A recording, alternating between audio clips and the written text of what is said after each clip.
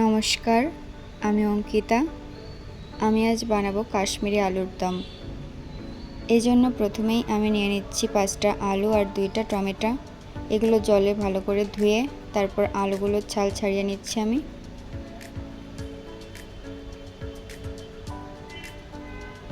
এরপর কিছুটা রসুন, 2টা কাঁচামরিচ,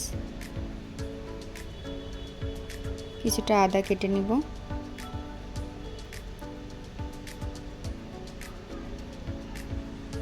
একটা টমেটো আর একটা পেঁয়াজের অর্ধেক, আর কিছুটা গোটা জিরে ভালো করে পেস্ট করে নিব। আর একটা চপারে আমি টমেটো আর পেঁয়াজ ভালো করে চপ করে নিচ্ছি। এখানে আমি কেটে রাখা আলুগুলো ফুটো ফুটো করে নিচ্ছি একটা চামচ দিয়ে, যাতে এর মধ্যে মশলা ঢুকতে পারে। চুলায় একটা কড়াই বসিয়ে কড়াইটি গরম হয়ে গেলে তার মধ্যে আমি সরিষার তেল দিয়ে তার মধ্যে কিছুটা লবণ দিয়ে আলুগুলো এক একটা করে ছেড়ে দিব। এর মধ্যে কিছুটা পরিমাণে হলুদ দিব। আলুগুলো লাল লাল করে ভাজা হয়ে গেলে ওই তেলের মধ্যে আমি দিয়ে দিব ফোড়নের জন্য গোটা জিরা, গোটা শুকনো লঙ্কা আর তেজপাতা। এর মধ্যে কিছুটা লবণ দিয়ে আমি চপ করে রাখা টমেটো আর পেঁয়াজগুলি ছেড়ে দিব। টমেটো আর পেঁয়াজ ভালো করে ভাজা ভাজা হয়ে গেলে এর মধ্যে পেস্ট করে রাখা মশলাটা দিয়ে দেব। এর মধ্যে আমি দিয়ে দিচ্ছি হলুদ, শুকনো লঙ্কা গুঁড়ো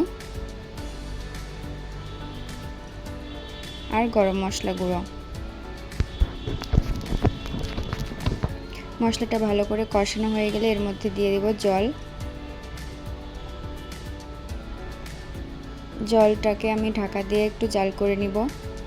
জলে ঠিকমতো জাল হয়ে গেলে এর মধ্যে আমি দিয়ে দেব ভেজে রাখা আলুগুলো। এগুলো আমি ঢাকা দিয়ে জাল করে নিব।